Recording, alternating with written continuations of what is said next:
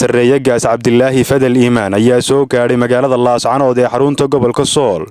waxaana ku soo dhaweeyay magaalada Laascaanood ee xarunta gobolka Sool maamulka gobolka iyo kan degmada Laascaanood oo arkayo barasaabka gobolka Sool Cabdi Khayr Dirir مسؤولين kala duwan oo ka socotay laamaha ammaanka ayaa iyaguna qayb ka ahaa soo dhaweynta sarreeyagaas Cabdilaahi Fadal Iimaan taliyaha guud ee ciidamada bilayska Somaliland bismillaahir rahmaanir rahiim alxamdulillaah rabbil caalamiin alxamdulillaah hamdan kaseeran diiwa barna fi ama bacda maalin jumca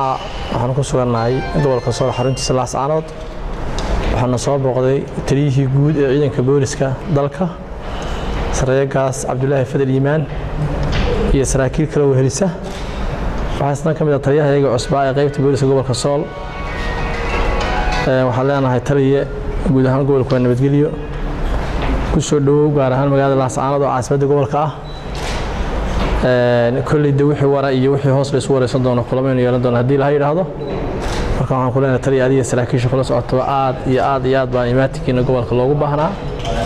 aad baan ugu faraxsanahay soo dhaw kelmada kooban uu ka jeediyay hotel Casuur ee magaalada Laascaanood ee xarunta gobolka Sool taliyuhu waxa uu mahadnaq gaarsiiyay dhammaan shaqaalihii kala duwan ee soo dhaweeyay kulay sunaha dawladnimo